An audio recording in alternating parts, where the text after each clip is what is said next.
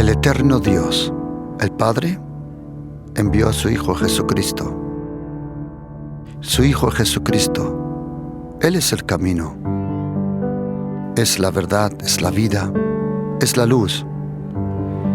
Y Él es la gracia, esa gracia que necesitamos, a Jesucristo. Están cordialmente invitados a este programa, La Palabra de su Gracia, juntamente con el pastor Juan Cano.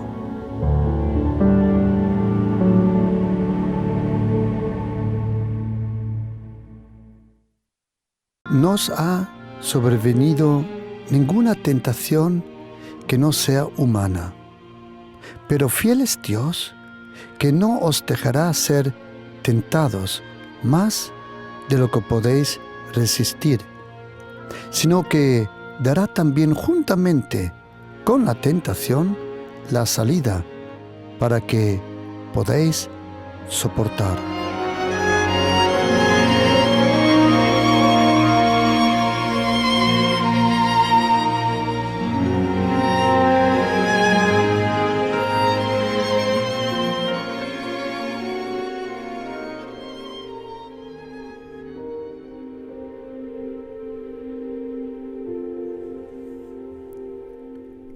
No os ha sobrevenido ninguna tentación que no sea humana, escribe el apóstol Pablo aquí en la iglesia en Corinto.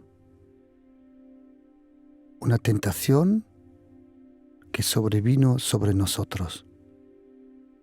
Cuando uno empieza a leer la Biblia contiene 66 libros, 39 en lo que nosotros le llamamos el Antiguo Testamento y 27 en el Nuevo Testamento.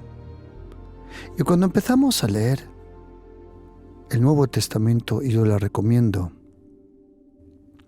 que si de verdad quiere comprender la Biblia, es inevitable, es importantísimo empezar a leer la Biblia primero en el Nuevo Testamento, con el Evangelio de Mateo, Marcos, Lucas y Juan, y luego terminar el Nuevo Testamento, y luego uno empieza a leer el Antiguo Testamento.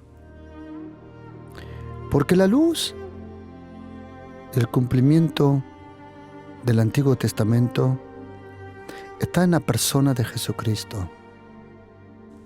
En la persona de Jesucristo está todo lo que nosotros necesitamos. Jesucristo, Él es el Hijo de Dios. Jesucristo fue enviado por Dios el Padre a la tierra. Él vino como hombre. Él nació como hombre. Él era hombre. Él habló como hombre. Nació como hombre. Sufrió como hombre. Pero también venció como hombre a todos los poderes diabólicos. Y la Biblia dice que entre Dios y el ser humano no hay otro mediador sino el hombre, Jesucristo.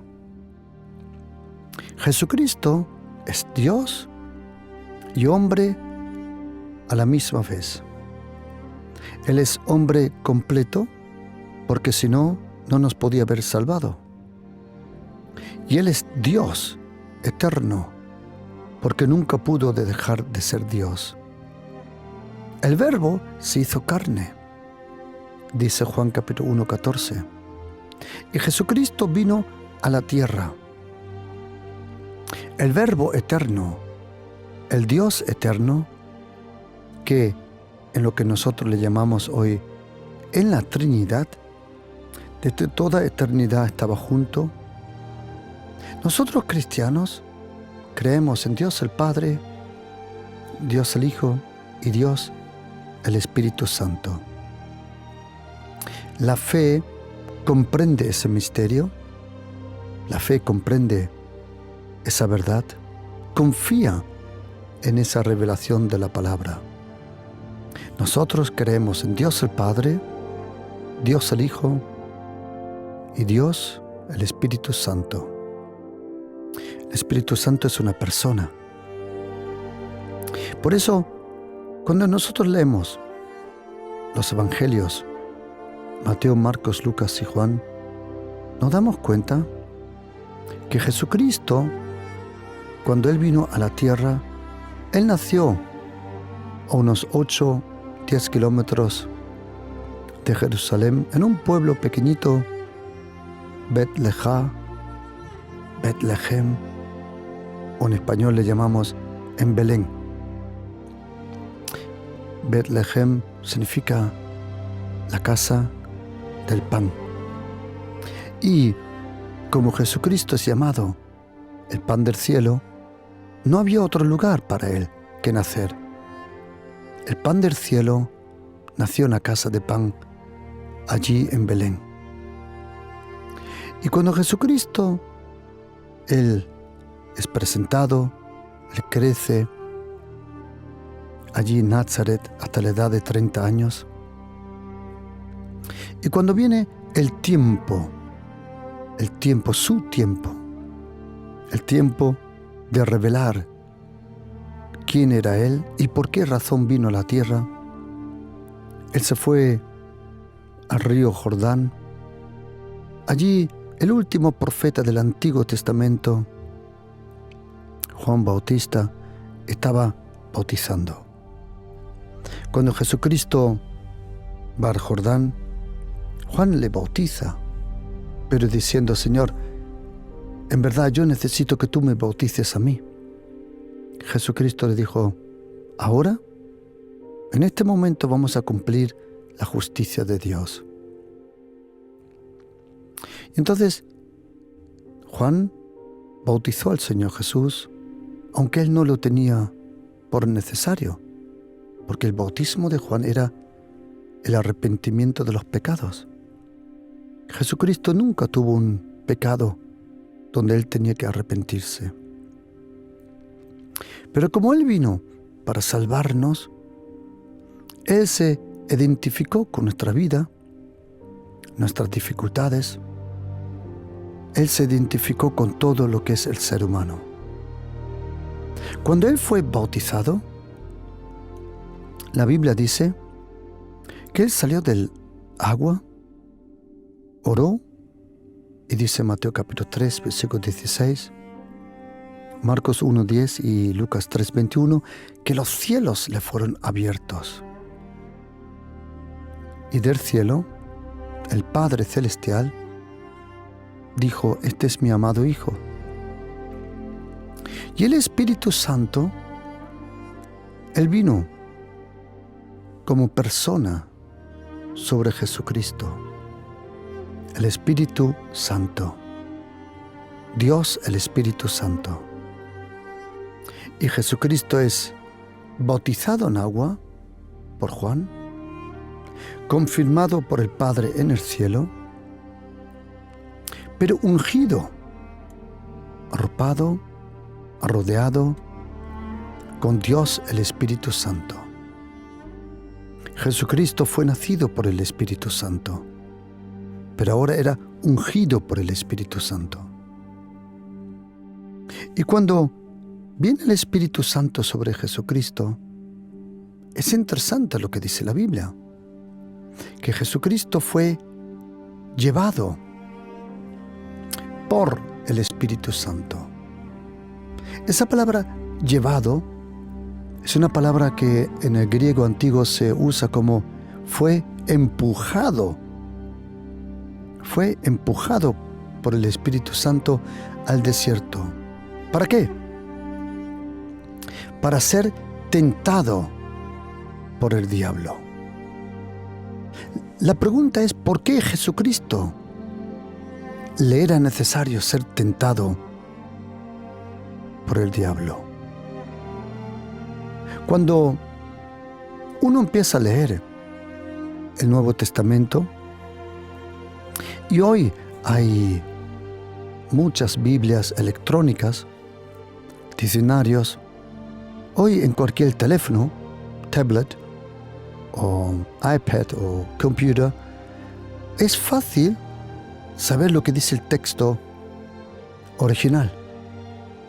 Cuando en una galaxia muy, muy lejana, y hace ya cientos de años, algunas veces pienso, yo me convertí en el año 89, ahí todavía no existían laptops o iPads y teléfonos móviles, ni te cuento.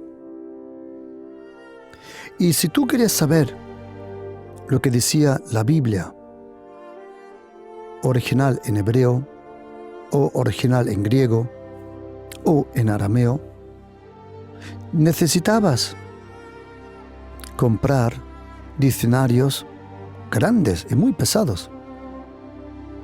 Durante años yo me llevaba esos diccionarios que me explicaban la raíz, me explicaba en qué lugar, cuál escritor, en cuál momento, en qué obra, cómo usó esa palabra en hebreo o en griego. Y si tú quieres saber lo que decía una palabra en griego, necesitabas comprarte un diccionario. En aquel momento, los libros, los diccionarios teológicos son muy caros. Y yo pagué por el mío mínimo 150 euros mínimo, y por otro también. Y en uno de esos diccionarios, porque cuando uno tiene hambre de la palabra de Dios, uno lee la Biblia, a uno se le abre la Biblia, el Espíritu Santo te revela la Biblia, y uno tiene hambre de la palabra. Y había un hambre en mi vida de conocer la palabra de Dios. Un hambre que me llevó a leer la Biblia 7, 11 horas al día. Se me olvidaba de comer y de todo. Porque cuando una persona de verdad conoce a Jesucristo, y yo comprendo que alguien diga, pero eso es algo que yo no comprendo, es imposible. Y honestamente yo lo comprendo. ¿Por qué? Porque hasta que no tengas un encuentro verdadero, genuino, con Jesucristo, el Hijo de Dios. Y tenemos que saber una cosa, querido oyente. Jesucristo no lo puedes comparar con Mahoma, con Buda, con Confucios, o cualquier otra religión. ¿Por qué no? Porque Jesucristo, Él existía antes de nacer. Ninguno de los otros, ni Buda, Confucius, Mahoma, no one, ninguno, existió antes de su nacimiento. Jesucristo, Él existía antes de su nacimiento. A eso le llamamos preexistente. Y Jesucristo, Él todo el tiempo estaba con el Padre en el cielo. Allí su nombre no era Jesucristo. Su nombre era el Logos, la palabra, el verbo, Dabar en hebreo. Jesucristo es el Eterno. Jesucristo es el Hijo del Dios vivo. Y cuando Él vino a la tierra, Él era Dios eterno, Él es todavía Dios eterno, pero cuando Él vino a la tierra a destruir las obras del diablo, como dice primera carta de Juan, capítulo 3, versículo 8, Él no pudo venir como el Dios de la gloria, el Señor de la gloria, como dice Salmo 24. Oh puertas eternas, levantad vuestras cabezas, para que entre, para que venga el Rey de la gloria. Esas puertas eternas, cuando el Verbo Jesucristo vino a la tierra, se abrieron Pero ellos no sabían quién era, porque las puertas eternas preguntaron, ¿quién es el Rey de la Gloria? Y Jesucristo vino, y el Rey de la Gloria se convirtió en el Señor de la Gloria. En el momento que Jesucristo vino a la tierra, Él se hizo vulnerable, porque la carne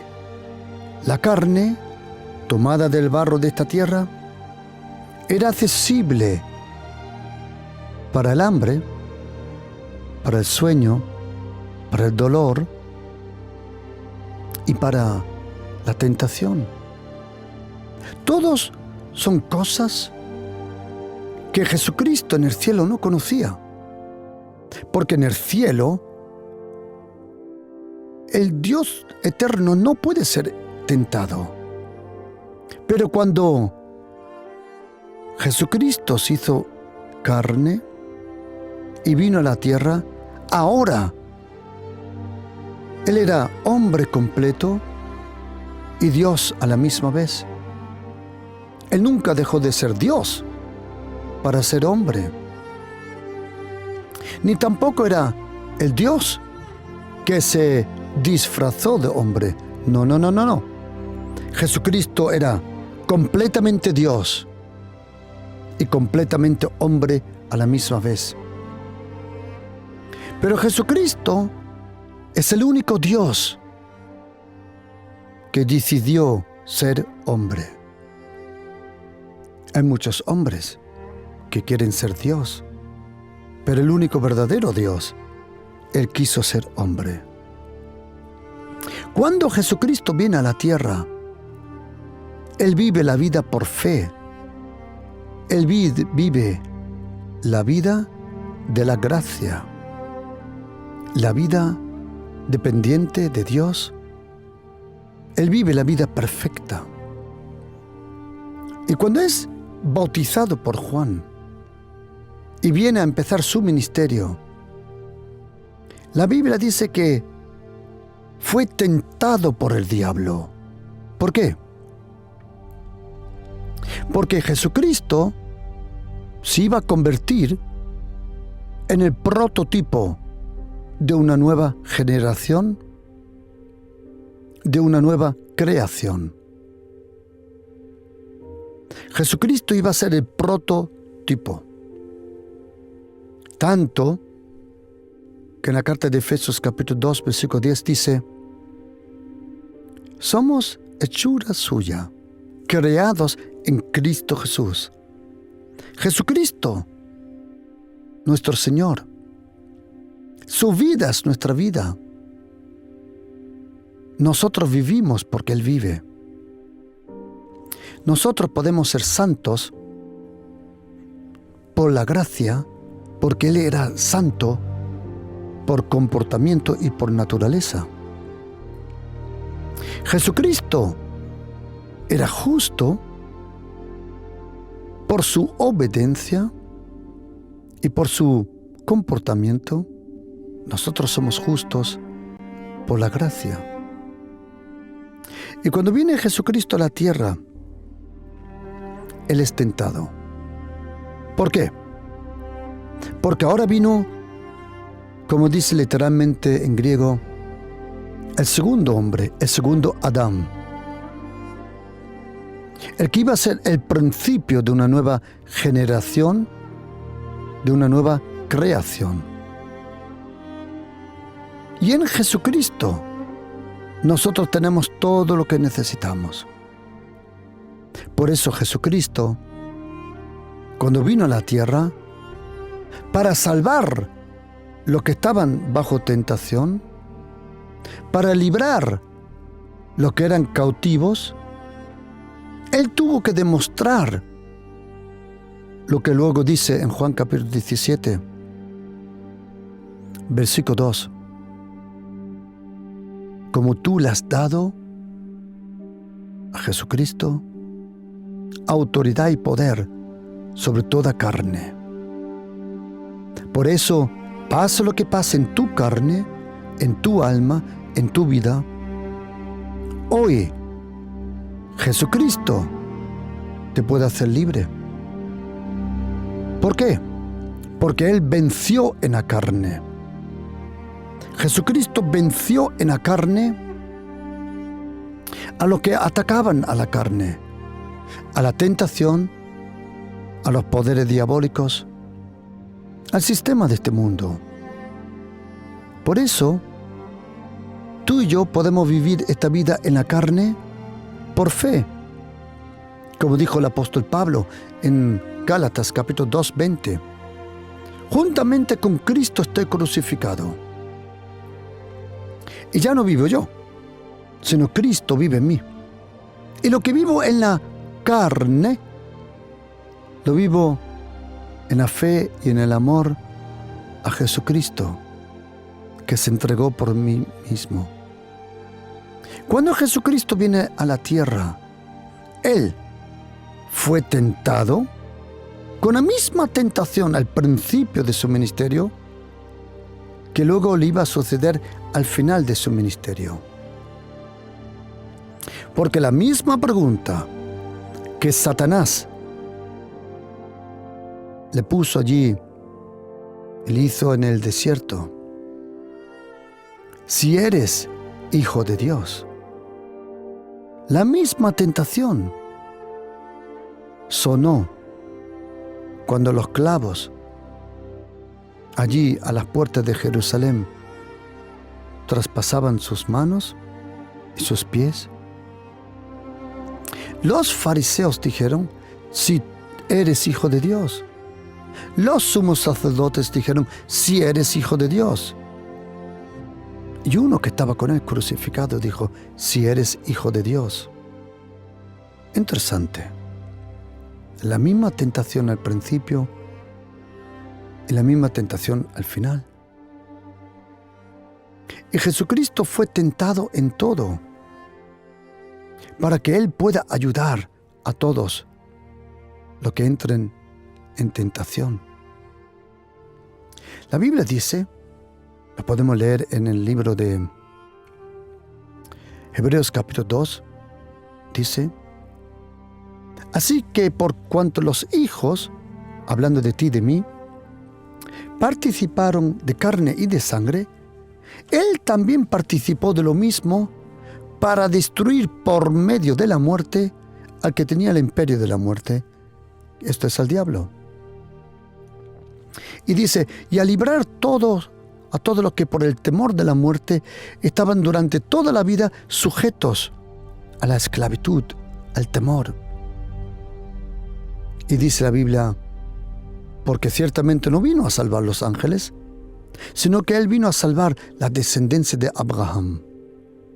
Y ahora oye esta palabra: por lo cual debía ser en todo semejante a los hermanos, para venir a ser misericordioso y fiel sumo sacerdote en lo que a Dios refiere, para expiar los pecados del pueblo. Y ahora oye esto: pues en cuanto Él mismo padeció, siendo tentado, Él es poderoso para salvar a todos los que son tentados. Y es necesario comprender que antes o después, tú y yo,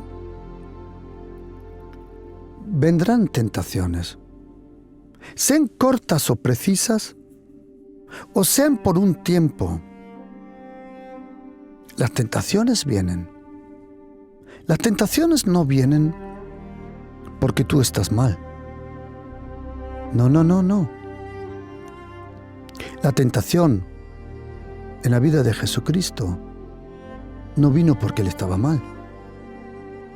Las tentaciones es algo normal en esta vida, que antes o después, de una o de otra forma, se acercará a tu vida. Sean tentaciones, porque lo bueno es que hoy en día la palabra viva de Dios, que es la Biblia, nos revela diferentes nombres para la tentación. En los estudios bíblicos que hemos tenido en los últimos días, porque hoy vamos a terminar este tema, vamos a cerrar el tema de las tentaciones. En los últimos días pudimos aprender de una palabra de tentación que en español se llama piedra de tropiezo. Una palabra en griego que todos nosotros conocemos, que se llama skandalon. En español, escándalo. Luego hay otra palabra en griego para tentación que es tokimos. Y luego hay una que proviene de la misma raíz que paerazzo, que se llama parasmo. Luego hay otra que se llama siniazzo y la otra se llama energes. Todas esas palabras las hemos tratado. Nos falta una palabra en griego para tentación que hoy vamos a estudiar juntos, porque cada palabra en griego para tentación, o para prueba, o para examen, porque cada tentación, a fin y al cabo, es un examen que revela quién eres, dónde estás, qué has aprendido, y la pregunta es si estás dispuesto para recibir lo que viene. Porque muchas veces una tentación, un tiempo de tentación, de presión, viene poco tiempo antes que la bendición. Muchas veces cuando viene la bendición de una u otra forma a tu vida, poco antes percibes la tentación. Porque la tentación, si proviene del diablo, porque la tentación puede tener 3 fuentes. Bueno, en verdad son 2, pero la tercera es que Dios lo permite. Dios el Padre, dice Santiago 1, versículos 12, 13, 14, 15, 16, Dios el Padre no provoca la tentación, pero Él sí permite la tentación. Y esa palabra tentación se llama prueba. Algunas veces es una prueba de alguien que te quiere sacar de las casillas para que revientes y para que te roben todo lo que recibiste porque te enfadas. Eso en griego se llama skandalon y en español se llama piedra de tropiezo. Y quiero que sepas una cosa. Las piedras de tropiezo casi siempre son personas. Son personas las que te enfadan, son personas las que te sacan de las casillas. Luego hay otra palabra en griego para tentación que se llama dokimos. Ahí no te sacan de la casilla, sino ahí te sacan el filo como una espada. Luego hay otra palabra para tentación que se llama siniazzo, que es una purificación. Y luego hay otra que es una aprobación. Aprobarte, a ver si estás dispuesto para lo que el Señor ha previsto para ti. Si la tentación, porque la tentación, como dije, tiene 2 fuentes, la tercera es que Dios lo permite, pero la primera fuente de la tentación es el diablo, Satanás, su reino. Si la tentación viene de Satanás, es para destruirte. Si la tentación viene de tu propia carne, es para humillarte y avergonzarte. Pero pase lo que pase, como tú estás bajo la gracia, lo que aman a Dios, todas las cosas le ayudan para bien. Sea que tu propio carácter, tu propia carne te lleva a un punto de tentación, o es el diablo mismo que te lleva a la tentación, Dios el Padre siempre le da la vuelta a la tortilla. En el libro de Nehemías 13, versículo 2 dice que Dios convierte la maldición en bendición. Y quiero decirte que Dios el Padre convierte la tentación en una bendición. Hoy quiero, junto con vosotros, mirar una palabra en griego que expresa la tentación, como dice conforme primera carta de Corintios 10, 13, y dice: ¿no os ha sobrevenido ninguna tentación que no sea humana?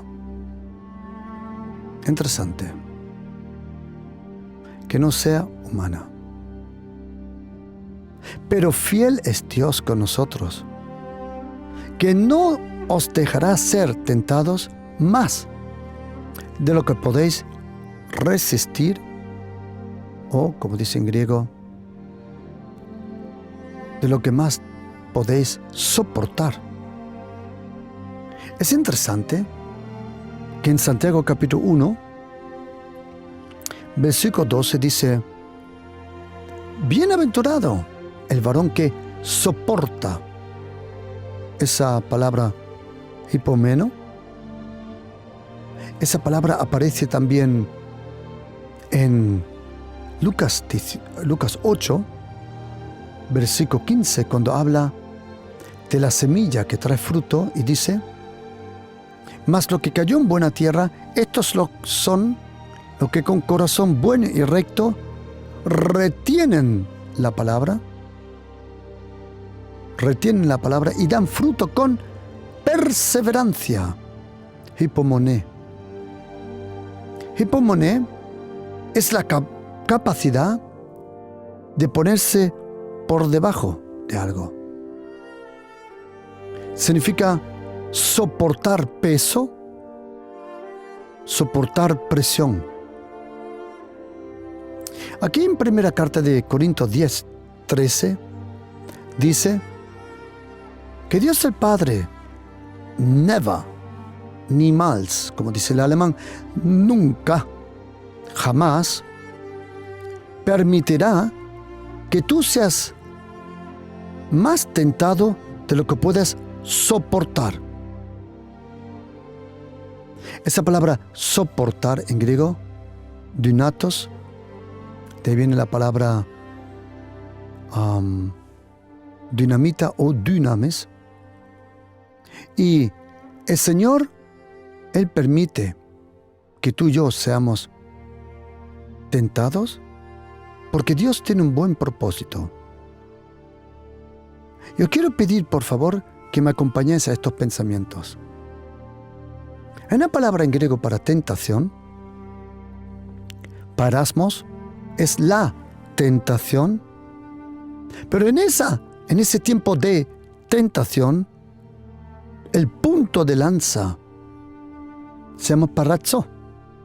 Y déjame explicarte dos momentos en la historia que he encontrado con esas palabras que nos van a ayudar a comprender algo. Primero, tentación significa la presión que soportas. Y es necesario que entres en tentación para que tú mismo conozcas tus debilidades. Dios el Padre es omnisciente, Él lo sabe todo. A Él no le puedes sorprender. En tiempo de tentación, de quien tú más aprendes es de ti mismo, porque tentación te revela tus puntos vulnerables y débiles. Y el diablo, sin saber, te hace un favor. Pero ahora después vamos a entrar en ese pensamiento. Primero, Dios el Padre dice: nos ha sobrevenido. Esa palabra, nos ha sobrevenido, lambano. No ha venido sobre vosotros una tentación que no puedas soportar.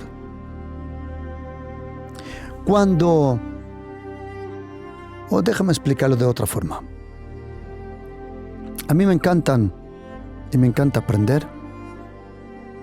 Y una cosa que me llamó la atención fueron los acueductos y los puentes aquí en España. Los puentes acueductos de los tiempos de los romanos. Nadie mejor que los romanos manejaban el arte del arco en la arquitectura para repartir las fuerzas alrededor. Es impresionante. Y hay puentes antiguos de 2000 años de edad, sea en Sarajevo, en Yugoslavia, en Trier, en Alemania, pero muchos lo hay en España. En Italia también, pero en España hay una gran cantidad de puentes, acueductos intactos. Y tenemos que saber una cosa, que cuando vi un documental bien amplio sobre los puentes, las piedras de los puentes son hechos semejante a ese gran misterio Machu Picchu en Perú. Que no todas las piedras son lo mismo, sino cada piedra es tallada para que encaje con la próxima piedra. No hay dos piedras que se parezcan una a la otra. Y cuando se hacían esas piedras, se hacían de una forma que todavía era imperfecto. Se hacía el puente, se quitaba el revestimiento de madera por debajo que soportaba el arco, y entonces se cogían mayormente esclavos, le ponían un saco de tierra a la espalda para aumentar el peso y lo dejaban andar a paso compasivo por encima de ese puente.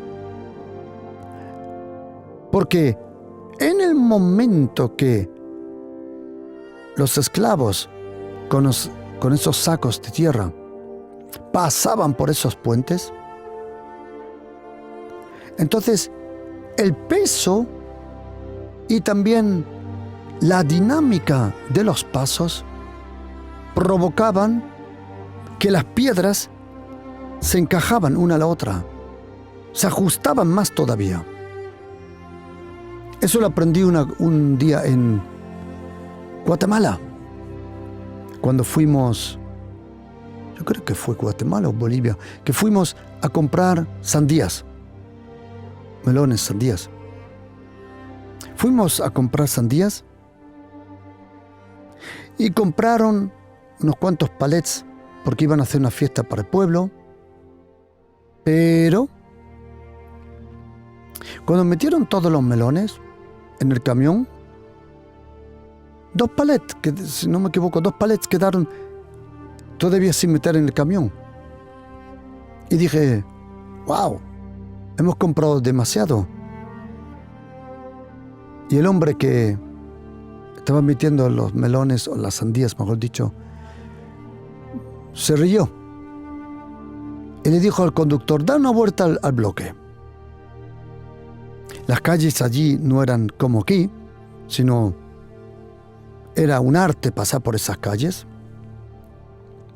Y cuando el camión regresó con los mismos melones, había un misterio. Atrás, donde estaban los melones, de repente había más sitio que antes. Porque los melones, o mejor dicho las sandías, durante el tiempo se habían ajustado, se habían, no sé cómo se dice en español, cada una encontró su lugar. Y así no había más sitio para poner los 2 palets de sandías que habían comprado, o melones. Semejante cosa pasaba con los puentes. Cuando un puente era construido, lo mismo que hoy el cemento, el concreto, lo mismo hoy cuando se hace una estructura, todo fundamento aparentemente se secan 2 o 3 días. No. Necesitan meses para, como se dice en la arquitectura, tiene que descansar, consolidar. Y cuando se consolida, descansa, tiene su posición. Lo mismo el puente, las piedras, estaban puestas, pero todavía no podía soportar el peso completo para el cual el puente fue creado. ¿Qué se hacía? Se hacía el puente y antes que la mercancía pasara por el puente, cogían esclavos, 100, 200 esclavos, con piedras, con sacos llenos de arena, y lo dejaban andar por encima del puente. Porque entonces ellos con su peso consolidaban o ajustaban al puente. Tremendo. ¿Y sabes cómo ese acto le llamaban? El tiempo de pagasmo, tiempo de tentación. Tentación revela cuánto peso puedes soportar. Y déjame decirte una cosa. Hoy en día, cuando vas por la calle y te acercas a un puente, aparece un letrero que pone 40 toneladas, 35 toneladas, 7 toneladas, 20 toneladas. ¿Qué nos está indicando ese letrero? Nos enseña el peso permitido que puede pasar por ese puente. Tu vida es el puente. Y Dios el Padre sabe cuánto peso tú puedes soportar. Y si, entre comillas, Satanás viene y quiere pasar con más presión de lo que tu vida, tu puente, soporta, Él no lo va a dejar. ¿Por qué? Dice, porque Dios el Padre no dejará que seas tentado más de lo que puedes resistir. Y tú mismo te asustas positivamente. Algunas veces, cuando pasa tiempo de tentación, tú mismo te revelas y descubres que sabes soportar mucho más de lo que podías. Por eso, en tiempo de tentación, tu vida es ajustada, el puente es fortalecido y Dios nunca va a dejar que pase más peso sobre tu vida de lo que tú puedas soportar, de lo que tu relación con Jesucristo pueda soportar. El puente es tu relación con el Señor Jesús. En otro lugar de la literatura griega aparece esa palabra parazzo, prueba, parasmos, tentación, y es en tiempo de guerra. En tiempo de guerra, como ayer estuve estudiando sobre el escritor Homer, cuando él allí habla de esa ciudad Troya, creo que se dice en español, y cuando había un ataque a una ciudad, los muros de Troya eran muy anchos, probablemente 12 metros de altura, mínimo 5 metros de anchura abajo, y no eran rectos, sino estaban un poco inclinados para hacer todo el proceso de conquistar la ciudad más difícil. Y cuando se intentaba entrar en una ciudad rodeada de un muro, ¿qué se hacía? Se investigaba cuál era el lugar más débil de la ciudad. Se miraba dónde estaban los arqueros buenos y dónde estaban los arqueros que no sabían hacer la O con el canuto. Dónde habían armas de defensa y dónde no lo había. Pero había otra cosa que se miraba, que era dónde era el punto débil del muro. Para eso, de noche, soldados individualmente se acercaban al muro para investigar dónde había una debilidad en ese muro. Iban y miraban si habían piedras sueltas, si algo se había soltado. ¿Cuál era el punto débil? Cuando encontraban un punto débil, lo marcaban, sea con una bandera, sea con un color, con una señal, y luego se iban. Y el próximo día, cuando el ejército atacaba la ciudad, ¿dónde atacaba? Por el punto débil. ¿Sabéis cómo le llamaban a esa prueba, a esa búsqueda de buscar un hueco? Lo mismo cuando se pone un cuadro en la pared, se busca un hueco. ¿Dónde buscaba el soldado el hueco? En un punto débil. Lo marcaba, se iba. ¿Sabes cómo se llamaba esa acción de ese soldado? Parasmo o pagazzo, buscar el punto débil. ¿Sabías que cuando el jefe de ejército de una ciudad se daba cuenta que en algún lugar de su ciudad, de su muro, habían marcado el muro como punto débil, ¿sabías que él enviaba entonces sus mejores a ese punto? Porque sabía que ahí iban a atacar. El diablo también, sin saber, te hace un favor. Porque cuando hay presión sobre tu vida, la presión saca de lo profundo de tu corazón lo que a ti y a mí nos sorprende. Hay cosas en el fondo del corazón escondidas que no salen a la luz, a no ser que sean tiempos difíciles. En tiempo de tentación pensarás lo que a ti mismo te asusta. Dirás lo que a ti mismo te arrepientes luego. Pero hay algo bueno en todo esto.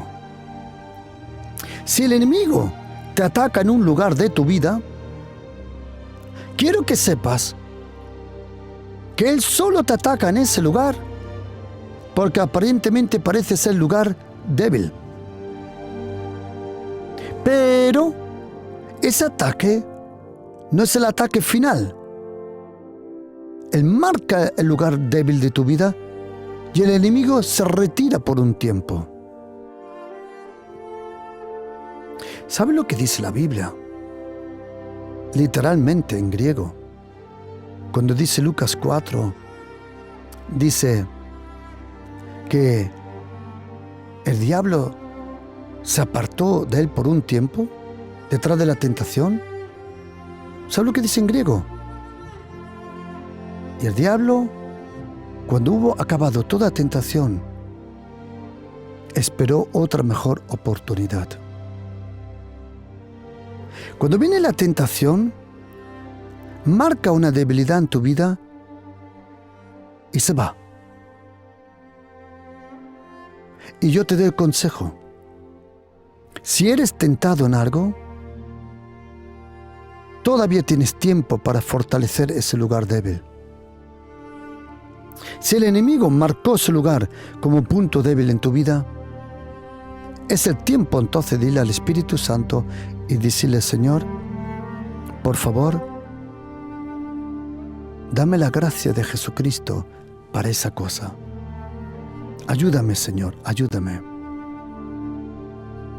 ¿Sabes por qué? Porque la tentación no es el pecado, pero sí quieres llevarte al pecado. Y ese tiempo de tentación muchas veces es un tiempo de revelación, donde se revela en tu vida lo que de verdad eres. Porque todo lo que tú y yo somos, todo lo que tú y yo hemos aprendido, antes o después, tiene que ser puesto a prueba. ¿Por qué? Porque hay cosas lindas, grandes, preciosas que nos están esperando. Para que tú y yo tomemos ese tiempo, ese terreno. A mí me encantaría enviarte esta serie sobre la tentación, el propósito, la naturaleza, la razón, la fuente de la tentación.